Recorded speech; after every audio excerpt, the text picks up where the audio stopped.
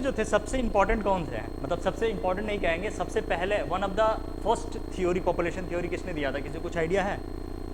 या population theory क्या करता होगा, कुछ हमें बताइए।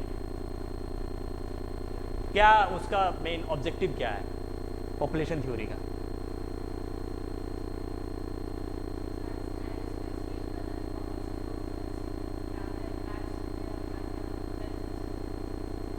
ठीक है, और कुछ इनपुट?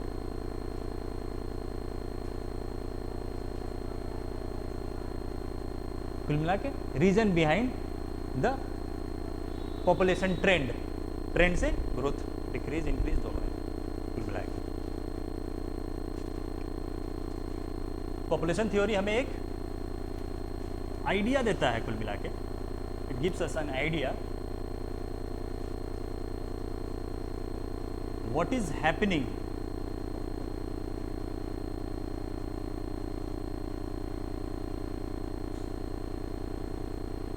या what has happened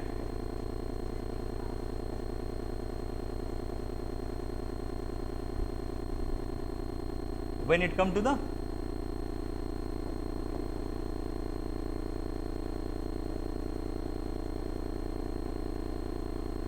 population of the world। मतलब पास्ट में, पास्ट में आपका पॉपुलेशन कैसा था? ज़्यादा ग्रोथ रेट था तो क्यों था? कम था तो क्यों था? इस पॉकेट में ज़्यादा है, यूरोप में ज़्यादा क्यों था? अब यूरोप में कम क्यों है? या डिफरेंट पार्ट्स ऑफ दैट। और फ्यूचर प्रेडिक्शन भी था इसमें कि पॉपुलेशन से रिलेटेड जो इश्यूज़ हैं, poverty one of the dominant issue है इससे रिलेटेड, तो उनको हम कैसे एड्रेस कर सकते हैं।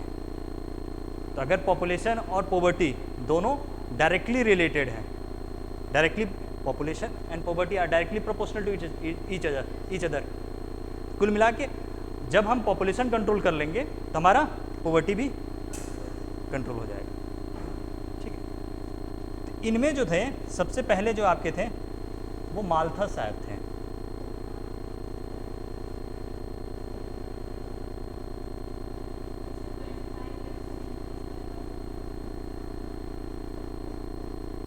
माल्थस थ्योरी कितने साल पे? नहीं, ऐसा कुछ तो नहीं सुना मैंने। ज्योमेट्रिक मीन, अर्थमेटिक मीन का बात किया था इन्होंने। माल्थस थ्योरी किसने दिया था?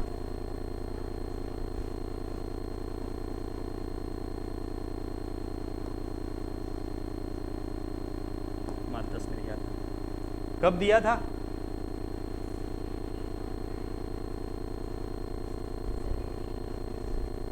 सेवनटीन 1998 में दिया था। 1798 में दिया था। इन्होंने एक किताब लिखा था, उसका नाम एस्से ऑन, ये मैं इसलिए बता रहा हूँ आपको पीटी में हो सकता है पूछ ले कई बार, तो पीटी से ही रिलेटेड मैं फैक्ट बताऊंगा, एक आइडिया दूंगा बस। ठीक है, एस्से on principle of population.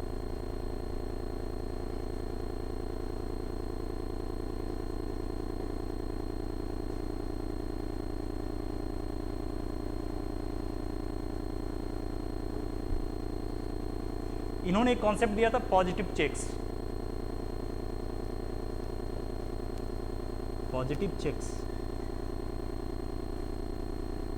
Positive checks में इन्होंने ये कहा, इनका ये मानना था कि देखिए ऐसा है कि जब आदमी को कंफर्ट मिलेगा तो ही विल प्रोक्रिएट।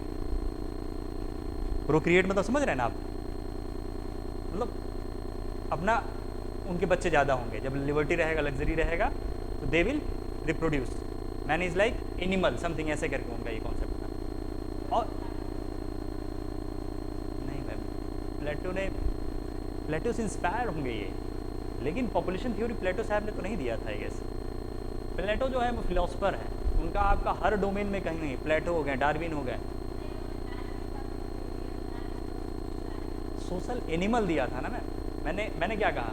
इन्होंने कहा कि अगर वुमेन को लग्जरी मिलेगा या उसके जो नेसेसरीज हैं आसानी से फुलफिल हो जाए, नेसेसिटीज़ जो हैं वो फुलफिल हो जाएंगी, उसके बाद वो क्या करेगा? उसके पास टाइम है तो ही विल प्रोक्रिएट है। इन्होंने रिलेट कर दिया था कि दो चीज़ को इक्वेट कर दिया था, जो कि गलत था, कि to have a sex and to have a children, both are different things. इन्होंने उसको रिलेट कर दिया, इसी वजह से उन्होंने कहा कुल मिला के। तो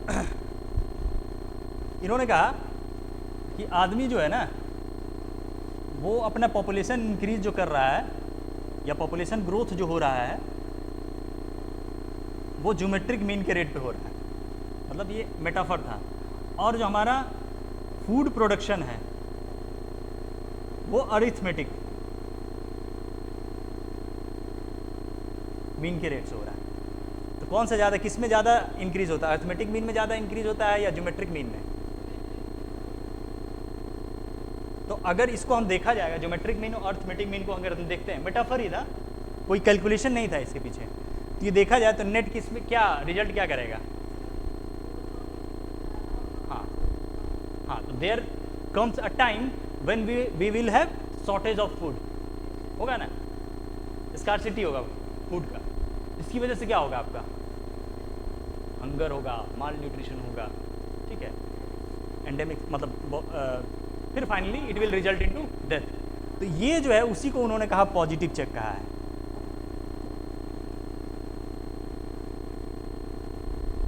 इसको कहा पॉजिटिव चेक। आपका hunger, famine, epidemics, war, conflict, ठीक है, which will finally result into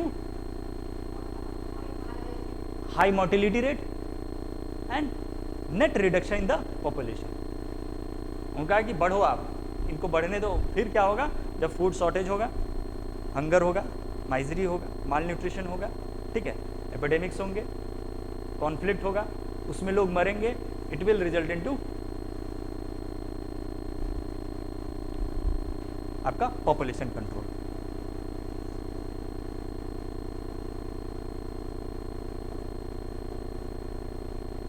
ठीक है, और he was a bit against the जो गवर्नमेंट की स्कीम्स होते हैं ना, to provide the subsidized rate पर आपको फूड या अदर सर्विसेज जो प्रोवाइड कराती हैं। इनका ये मानना था कि अगर आप गवर्नमेंट ऐसे प्रोवाइड कराती रहेगी तो वो तो कुल मिलाकर अपना पॉपुलेशन इंक्रीज करते रहेंगे। तो पुअर लॉज उसको कहते हैं, इन्होंने कहा था पुअर लॉज। पुअर लॉज के ये अगेंस्ट थे, जो सब्सिडाइज रेट पर गवर्नमेंट जो आपको प्रोवाइड कराती है, जो बेसिक फैसिलिटीज या बेसिक एमिनिटीज। ठीक, पॉजिटिव चेक्स हमारा क्या है? Hunger, mall nutrition,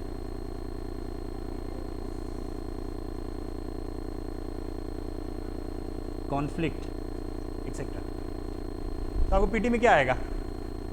the concept of positive check was given by Malthus, Malthusian theory. अब ये तो नहीं पूछेगा कौन दिया था, कब दिए थे, ये बुक किसके द्वारा लिखा गया था। तो मे बी बस यही आपको इसमें रखना है, या ये स्टेटमेंट दे दे कि the growth in population is increase geometric mean and increasing food production जो है कुल मिला के अर्थमेटिक मीन है। तो जहाँ आएगा आपको माल्थस लिख जाना है। इसको आपको साथ साथ लिखते चलना था, इसमें क्या लिखना था, कुछ था नहीं, चलिए कोई नहीं। मार्क्सियन थ्योरी,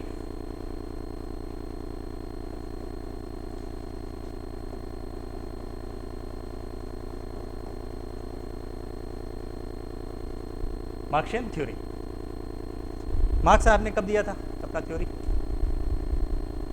1860s में दिया था इन्होंने। साथ साथ लिखते चलिए,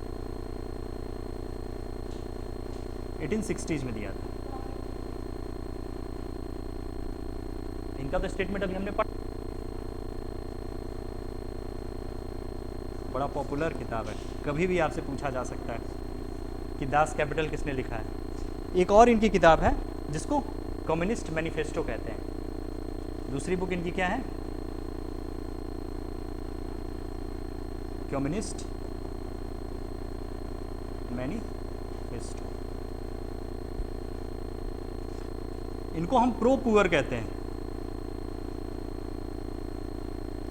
क्यों भाई? ये पुअर लॉज के अगेंस्ट नहीं थे। इन्होंने कहा कि पॉपुलेशन जो प्रॉब्लम है वो कुल मिला के वो जो जनसंख्या है वो प्रॉब्लम नहीं है हमारे लिए। Population is not a problem, it is the exploitation of the poor which is a problem. इन्होंने कहा कि उनकी तो गलती ही नहीं है। उनके केस में क्या होता है, वो उनके जहन में ये है कि मोर पॉपुलेशन मतलब मोर हैंड्स और मोर इनकम। ठीक है, उन्होंने कहा कि ये ज़्यादा जनसंख्या उनके लिए प्रॉब्लम है ही नहीं। प्रॉब्लम क्या है, जब इनका ये नोशन जो है ये ब्रेक हो जाता है, क्योंकि इसकी वजह से क्या होता है, supply of labour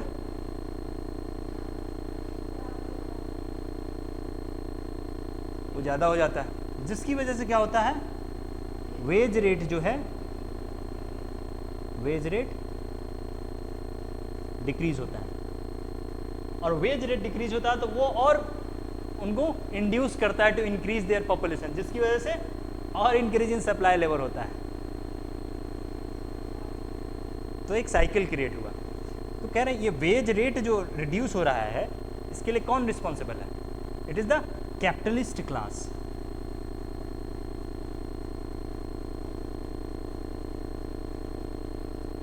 capitalist class इसके लिए रिस्पॉन्सिबल है।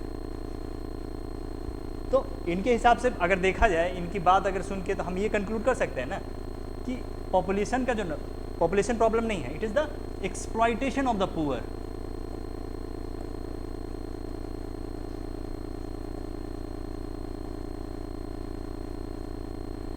जिस दिन ये एक्सप्लॉइटेशन रुक जाएगा, मतलब वेज रेट रिड्यूस होना कम हो जाएगा। ठीक है, तो अपने आप जो पुअर हैं वो क्या करेंगे, अपना पॉपुलेशन इंक्रीज करना कम कर देंगे। ठीक है,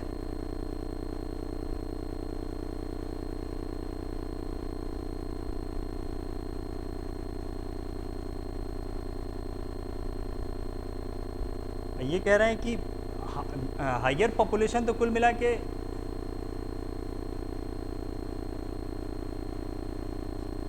एक फेवरेबल कंडीशन है कि हमारे पास लार्ज नंबर ऑफ वर्कफोर्स हैं जिनको हम यूज कर सकते हैं फॉर इकोनॉमिक ग्रोथ। ठीक है, इस पॉइंट को, ये 2-3 पॉइंट है, इसको लिख ही लीजिएगा। Exploitation of labour class, according to him exploitation of labour class is the basis of incentivizing the population growth. Exploitation of labor class is the basis of incentivizing the population growth. Incentivizing the population growth.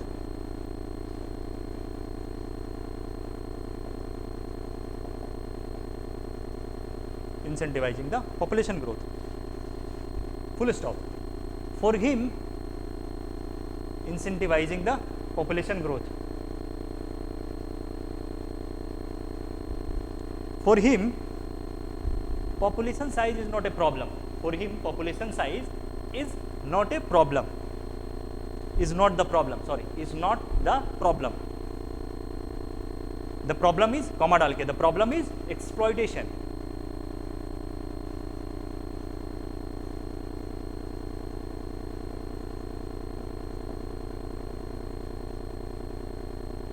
Problem is exploitation. इनमें एक note करके point लिख लीजिएगा, माल्थुशियन में ही, Marxian में, the concept of demographic dividend, the concept of demographic dividend, demographic dividend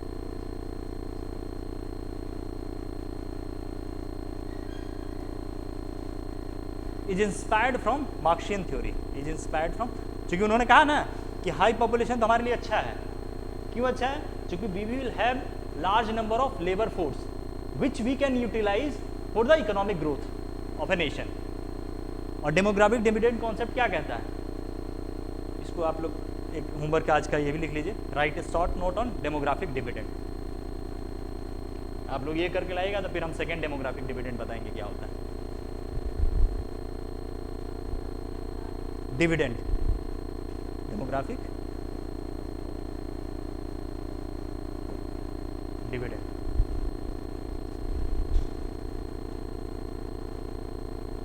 और एक हमारी थ्योरी थी डेमोग्राफिक ट्रांजिशन थ्योरी।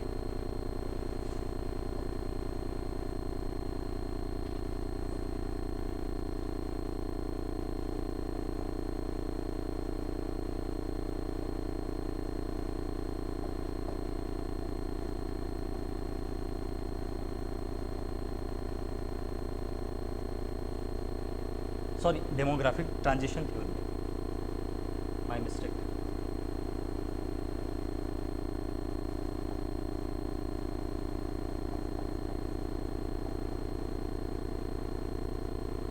ये एग्जैक्टली कोई अलग से थ्योरी नहीं थी, जैसे माल्था साहब ने बताया फॉर्म में ये 1940s में आया था, मतलब स्टार्ट देना इन्होंने शुरू किया था 1920s में, बट जो final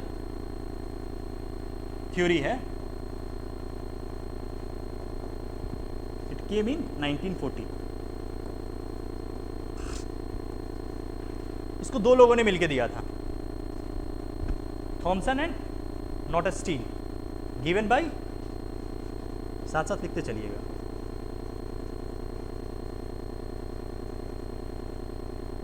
and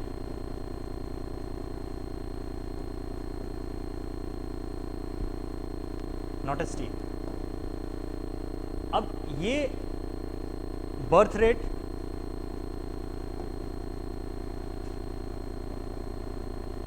and death rate को इन्होंने ट्रैक किया इन यूरोप।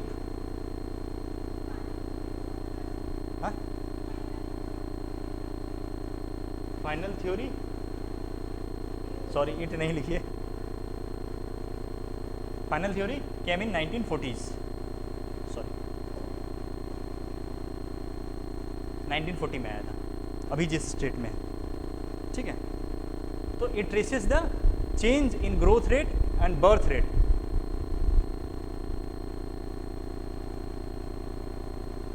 और इन्होंने माइग्रेशन पर्सपेक्टिव जो था,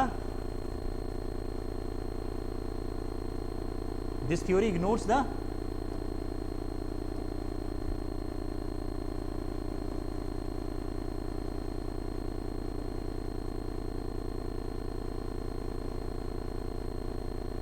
माइग्रेशन एस्पेक्ट। माइग्रेशन भी तो आपका इम्पैक्ट करता है।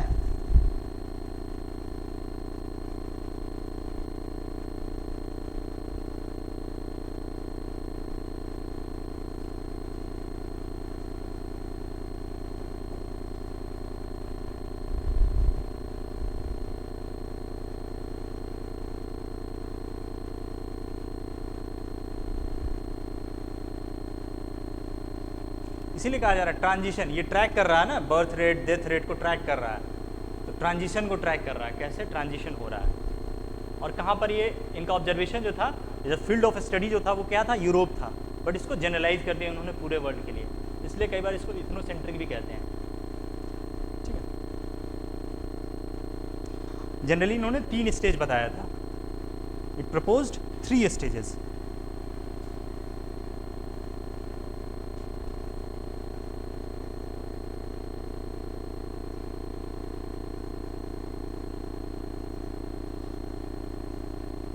कौन कौन से वो 3 स्टेज थे? एक तो प्रिमिटिव स्टेज था, दूसरा ट्रांजिशन स्टेज था, प्रिमिटिव स्टेज, ट्रांजिशन स्टेज,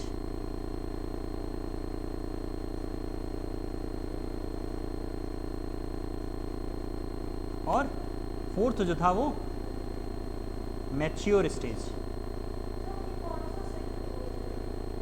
क्या?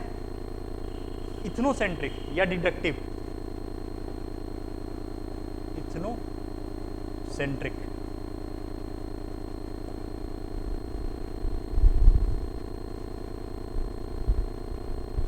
ये इन्होंने 3 स्टेज प्रपोज किया और तीनों एक सीक्वेंस में काम कर रहे हैं, मतलब पहले प्रिमिटिव स्टेज में रहेगा, फिर ट्रांजिशन में जाएगा, फिर मैच्योर में जाएगा। लेकिन चाइना ने क्या किया, प्रिमिटिव स्टेज से अर्ली फेज में आया और उसका सीधे मैच्योर फेज में चला गया, 1 चाइल्ड पॉलिसी की वजह से। अब फिर से 1 चाइल्ड पॉलिसी को रिमूव करके फिर से वो लेट एक्सपेंडिंग फेज में जा रहा है। कुल मिला के ये थ्योरी जो है एशिया या other part of the world में तो अप्लीकेबल नहीं ना है, और ये वैसे भी ऑब्जर्वेशन कहाँ का था, यूरोप का ही था। ठीक है,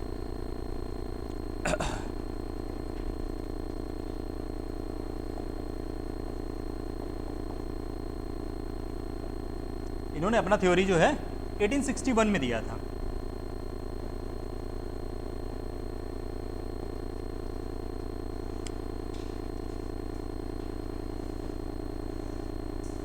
favour of poor laws.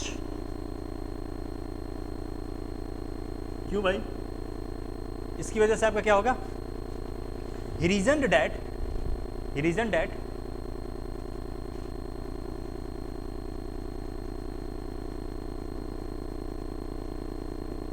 fear of falling back into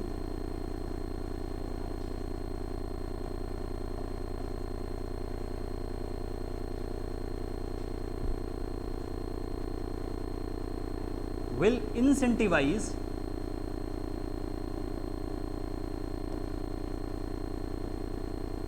the people to have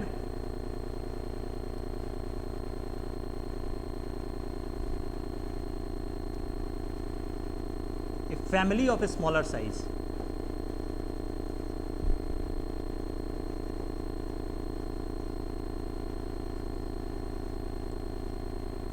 Which will finally result into decreasing population. ठीक है, and lowers the birth rate.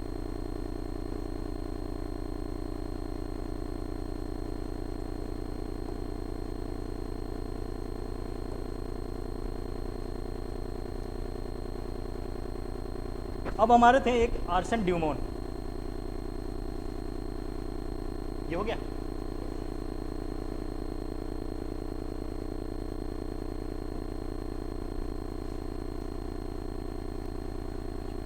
पांचवें थे ना ये।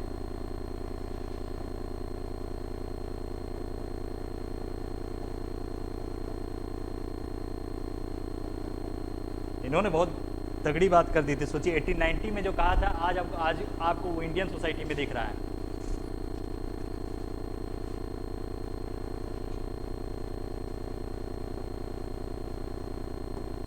इनके थ्योरी को हम सोशल कैपिलरी थ्योरी भी कहते हैं, सोशल कैपिलरी थ्योरी भी कहते हैं। इनके हिसाब से क्या था कि पॉपुलेशन कंट्रोल होगा, किसकी वजह से होगा? डेवलपमेंटल एस्पिरेशंस की वजह से। He reasoned that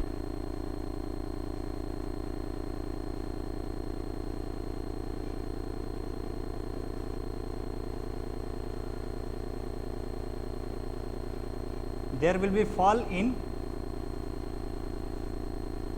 birth rate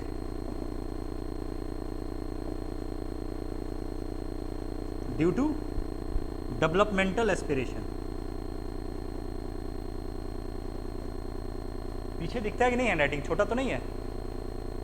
due to developmental aspirations.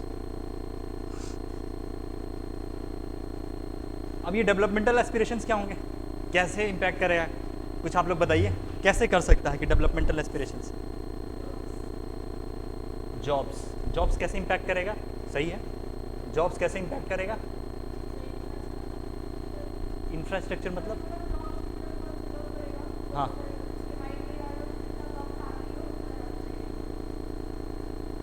ठीक है, हाँ, नंबर ऑफ, अगर चिल्ड्रन ज़्यादा रहेंगे तो हमारा खर्च ज़्यादा रहेगा, तो फिर हम अच्छी लग्जरियस लाइफ नहीं मतलब जी पाएंगे, लिव कर पाएंगे। ठीक है, हो गया एक पॉइंट। और इंफ्रास्ट्रक्चर आपने कैसे कहा था?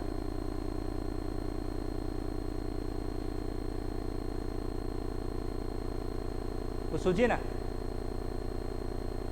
आज के समय में सोचिए लोग क्या सोच रहे हैं कि डेवलपमेंटल एस्पिरेशंस की वजह से कोई चीज़ पोस्टपोन कर रहे हैं, कुछ।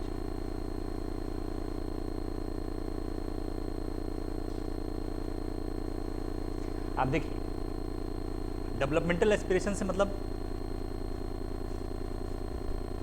हमको अच्छी नौकरी चाहिए, गुड जॉब। गुड जॉब के लिए आपको हायर स्टडीज। क्यों? 10वीं के बाद अच्छी जॉब तो नहीं मिलेगी ना, हायर स्टडीज। अब जिसकी वजह से क्या हो रहा है, हायर स्टडीज की वजह से मैरिज डिले हो रहा है आपका।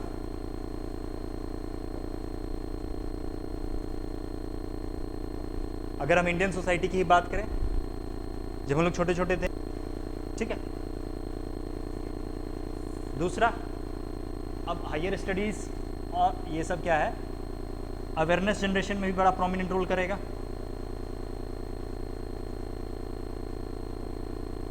करेगा ना। आपको हम इंडियन ज्योग्राफी पढ़ेंगे, इंडियन पॉपुलेशन इंडिया जब पढ़ेंगे ना, तो they consider child as a hindrance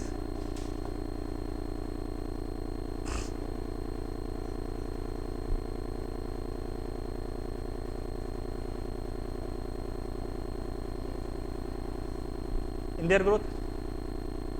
इसको सुन लीजिए ना, ये आपसे डायरेक्ट क्वेश्चंस नहीं आएंगे, बट आप कहीं इसको यूज कर सकते हैं। इसको सोशल इश्यूज, पेपर 1 में, अगर यूपीएससी की हम बात करें, पेपर 1 में आपको सोशल इश्यूज में यूज कर सकते हैं आप इसको, ठीक है। जो सोसाइटी वाला सेक्शन। इकोनॉमी में भी आप यूज कर सकते हैं इसको, इकोनॉमी और सोसाइटी को रिलेट करके, ठीक। अब ज़्यादा जो क्वेश्चन आते हैं आपके इंटरडिसिप्लिनरी आते हैं, फ्यूजन रहते हैं कुल मिला के। It acts as a hindrance in their career prospect.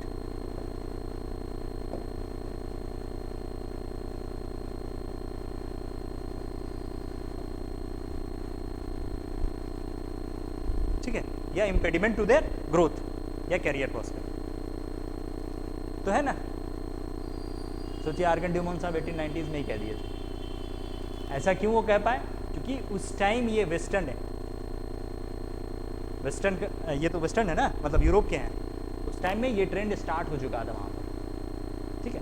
एक सेंस ऑफ इनसिक्योरिटी है वहाँ पर। तो आर्कन ड्यूमोंट साहब में यही सोशल कैपिलरी थ्योरी इन्होंने दिया था। इन्होंने रीजन दिया कि there will fall in birth rate due to developmental aspiration. अब डेवलपमेंटल एस्पिरेशन के लिए आपको क्या है, गुड जॉब चाहिए, अच्छे